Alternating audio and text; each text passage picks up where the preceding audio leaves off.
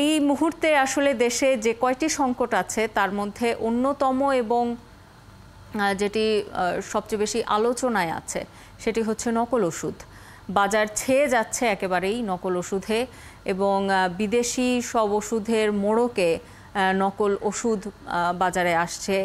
আইনশৃঙ্খলা রক্ষাকারী বাহিনী এরই মধ্যে 15টি চক্রকে চিহ্নিত করেছে। তারা বছরে 10 কোটি টাকার বেশি মূল্যের নকল ওষুধ বাজারে নিয়ে আসছে। এটি একটি ভয়াবহ তথ্য এবং জীবন রক্ষাকারী যেসব ওষুধ, বিশেষ করে দীর্ঘমেয়াদী যেসব ওষুধ এবং প্রাণঘাতী রোগের যেসব ওষুধ, সেই ওষুধগুলোই বেশিরভাগ ক্ষেত্রে নকল হচ্ছে। এমনকি আমরা বাজারে এখন প্যারাসিটামলের মতো দৈনন্দিন প্রয়োজনীয় ওষুধগুলো নকল দেখতে পাচ্ছি। কিভাবে এই পরিস্থিতিটা তৈরি হলো বাজারে এবং এই অবস্থা থেকে আমরা কিভাবে মুক্তি পেতে পারি, এই বিষয়টি নিয়ে আলোচনার জন্য আমাদের সাথে যুক্ত হচ্ছেন বাংলাদেশ কেমিস্ট অ্যান্ড ড্রাগিস্ট সমিতির পরিচালক জাকির হোসেন রনি। স্বাগত জানাচ্ছি আপনাকে একাত্তর সকালে। শুভ সকাল। এই যে প্রায়ই নকল ওষুধ নিয়ে খবর প্রচারিত হচ্ছে গণমাধ্যমে এবং যেটি সবশেষ জানা গেল যে 15টি চক্রকে চিহ্নিত করা হয়েছে যারা নকল ওষুধ বাজারে আনে এবং বছরে সেটির মূল্যমান 10 কোটি টাকার বেশি। আমরা এই পরিস্থিতিতে কিভাবে এলাম? কারণ বাংলাদেশের ওষুধ অন্তত কয়েক বছর আগেও এর প্রতি সাধারণ মানুষের কিন্তু একটা আস্থা ছিল। এখন সেই আস্থার জায়গাটা অনেকখানি দিনকে দিন কমে যাচ্ছে এবং কমছে সঙ্গত কারণেই। এই নকল ওষুধ কিভাবে বাজারে আসতে পারে, আসছে এবং এটিকে ঠেকানোর উপায় কি? জি, ধন্যবাদ আপনাকে। দেখেন, আমি আপনাকে প্রথমেই শুদ্ধ করে দিচ্ছি। আমাদের 30 মে একটা নির্বাচন হয়েছে আমাদের কেমিস্ট অ্যান্ড ড্রাগিস্ট সমিতি। তারপরে আমরা এখন সবাই সাবেক। আমাদের এই নির্বাচনটা নিয়ে অনেক কথাবার্তা হয়েছে বা সেই জন্য আমরা এটা আমি আসছি। দেখেন, যে নকল ওষুধের কথা বলেছেন, এর সাথে আমি সরাসরি এই নকল ওষুধগুলো দেখছি বা জড়িত, বা এই যে ওষুধগুলো বন্ধ করতে হবে এটা নিয়ে কাজ করছি 2016 সাল থেকে। তখন থেকে এটা নিয়ে কথা বলছি। আমি নিজে পত্র পত্রিকাতে এবং টিভিতে এটা নিয়ে ইন্টারভিউ দিচ্ছি। নকল ওষুধ বাজারে যা ওনারা পত্রিকা থেকে যে 10 কোটি টাকার নকল ওষুধ বাজারে আসছে বছরে, এটা একটি ধারণা, এটা তো কোনোভাবে মাপা সম্ভব না, কিন্তু বাস্তবে এর পরিমাণ আরো অনেক বেশি।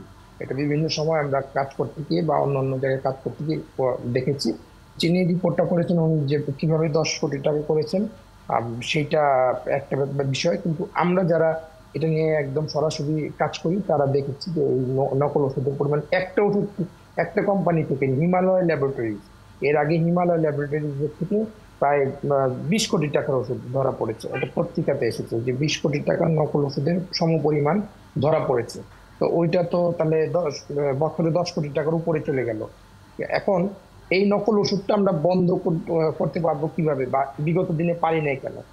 আমি এই সমিতিতে কাজ করতে গিয়ে বা আমি এখানে নির্বাচিত হতে গিয়ে দেখেছি 2016 সালে আমি আপনার সরাসরি নির্বাচনে নিজে ইন্ডিপেন্ডেন্ট মানে স্বতন্ত্র প্রার্থী হিসেবে নির্বাচিত হই।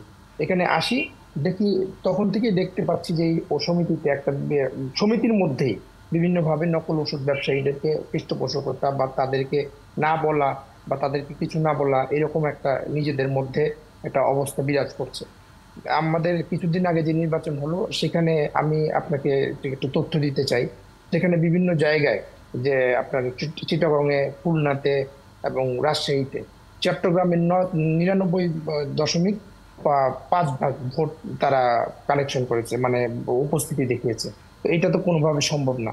আমাদের যারা ঔষধ নিয়ে কাজ করবো বিপণনে, এই সমিতির মধ্যেই সর্ষের মধ্যে ভূত আছে। আমরা এর আগে প্রস্তাব করেছিলাম যে একটি টাস্ক ফোর্স, নকল বিরোধী একটি টাস্ক ফোর্স, সব সব পক্ষকে মিলে, ঔষধ সমিতি, ঔষধ যারা উৎপাদন করে তারা, ল এনফোর্সিং এজেন্সি, ঔষধ প্রশাসন অধিদপ্তর, ঔষধ সকলকে মিলে একটি নকল বিরোধী টাস্ক ফোর্স জাতীয়ভাবে হবে এবং তারা মিলে, এই কমিটি মিলে একটা মিটিং করবে কিভাবে করে এই ওষুধটা কোত্থেকে উৎপাদন হয় এবং কোন পরিবহনের মাধ্যমে আমাদের যে বাজারে ছড়িয়ে যাচ্ছে সেটা চিহ্নিত করে সকলকে মিলে, এবং সেখানে ল এনফোর্সিং এজেন্সির সাথে সাংবাদিকরাও থাকবেন, এটা যাতে আমরা চিহ্নিত করতে পারি এবং এদেরকে সমূলে উৎপাদন করতে পারি। দেখেন, এটা কিন্তু অনেক দিন ধরে চেষ্টা করার পর হয়নি। যখন এটা কাজ করতে গিয়ে বাস্তবে বাস্তবে দেখেছি এই এই জিনিসটা আমরা করতে পারিনি। কারণ একটা জায়গায় যখন করতে গেছি সমিতি থেকেই সবার আগে বাধা হয়ে এসেছে যে ওনারা এই টাস্ক ফোর্সটাই চান না। কারণ হলো এখানে যারা কাজ করেন, যেমন আমাদের 1.5 লাখ ড্রাগ লাইসেন্স, কিন্তু সমিতিতে ভোট হয়েছে মাত্র 11,000 12,000 মানুষের ভোট হয়েছে। তো বাকিরা কোথায়? 1.5 লাখ মানুষ, 1.5 লাখ লাইসেন্সের মধ্যে কমপক্ষে 1 লাখ মানুষ তো ভোট দিবে, না হলে 50,000 মানুষ ভোট দিবে। ভোটার হয়েছে মাত্র 10-15 হাজার। তো এইটা তো প্রতিনিধিত্ব করছে না। তো এইভাবে যে সমস্ত জায়গায়, যেমন ঔষধ প্রশাসন অধিদপ্তরের দায়িত্ব আছে, তারা ওষুধ ধরছে, নকল ওষুধ ধরছে। তারা যদি আপনার আইন শৃঙ্খলা বাহিনী ধরছে, কিছুদিন পরে দেখা গেলো যে কোনো না কোনো ভাবে এদেরকে এরা জামিন নিয়ে বেরিয়ে আসছে, আবার ওষুধটা নকল করছে। আবার কোনো কোনো কোম্পানির মালিকরা, যেটা রুগ্ন, যেটা ইউনানি আয়ুর্বেদিকের অধীনে বা ইউনানি আয়ুর্বেদিকের আড়ালে, তারা একদম দামি মানসম্মত, ধরেন আপনি টপ 20 কোম্পানির, স্কোয়ার ইনসেপ্টা, হেলথ কেয়ার, এই সমস্ত কোম্পানির ওষুধ তারা নকল করছে। এবং এটা এমন ভয়াবহ পর্যায়ে গিয়েছে, আপনার বিদেশি ওষুধ, আপনি যেটা বললেন, বিদেশি ওষুধের গায়ের মোড়ক বদল করে তারা ওষুধ বিক্রি করছে, ইনজেকশন বা দামি ইনসুলিন, সেইটা বিভিন্ন, ধরেন আপনার অ্যালবুমিন জাতীয় ওষুধ, যেটা লিভারের কাজে ব্যবহার হয়, লিভারের জন্য এই ওষুধটা ব্যবহার করে ডাক্তাররা। তো ওই সমস্ত ওষুধও নকল হয়েছে। আমাদের দেশে অ্যান্টিবায়োটিকও নকল হয় এবং হরামিশে হচ্ছে। এইটা আমরা বন্ধ করতে হলে আসলে আমাদেরকে এটা জাতীয়ভাবে সিদ্ধান্ত নিতে হবে। এইরকম যে এই যে আমাদের সমিতিতে যা দেখেছি আমরা, যা চলছে, তা আপনাকে আমি বলি, যে সমিতিতে নির্বাচিত হয়েছে 43 জন, তাদের একটা তালিকা নেন। এই সমিতির সভাপতিকে প্রশ্ন করুন, সমিতিতে যারা আছেন সকলে কি ওষুধ ব্যবসায়ী? সকলে কি তারা এই নকল ওষুধ বন্ধ করার পক্ষে? বা আপনার স্টেটমেন্ট কি, আপনাদের স্টেটমেন্ট কি? আপনারা কি এই ওষুধ, এই সমিতিতে যারা আছেন সকলে কি আপনারা একদম মানে ভালো মানুষ যে হ্যাঁ তারা নকল ওষুধ বন্ধ করবেন এবং তারা বিগত দিনে কৃষির সাথে জড়িত ছিলেন? এগুলো যদি খুঁজতে যান তাহলে দেখবেন বেরিয়ে আসবে। আমরা আসলে সত্যিকার অর্থে সবাই মিলে চাই কিনা যে এই নকল ওষুধটা বন্ধ করতে?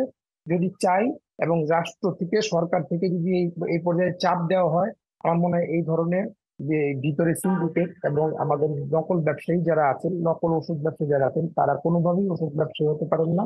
তারা একটা আপনার আইন ভঙ্গকারী এবং তারা অপরাধী সমাজের চোখে। এই ধরনের মানুষকে চিহ্নিত করে আমাদের এই নকল ওষুধগুলো, এবং যারা মামলা হয়, যারা জেলে যান এবং যাদেরকে মামলা হয়, তাদের থেকে যাতে ওষুধ ব্যবসাটা তারা করতে না পারেন, এটা একবারে বন্ধ করে দেওয়া এবং তাদের লাইসেন্স বাতিল করা। এই ধরনের ব্যবস্থা না নেওয়া হলে আমাদের দেশ থেকে নকল ওষুধ বন্ধ হবে না। আপনাকে অসংখ্য ধন্যবাদ আমাদের সাথে যুক্ত হবার জন্য। আমাদের সাথে যুক্ত হয়েছিলেন বাংলাদেশ কেমিস্ট অ্যান্ড ড্রাগিস্ট সমিতির সাবেক পরিচালক জাকির হোসেন রনি।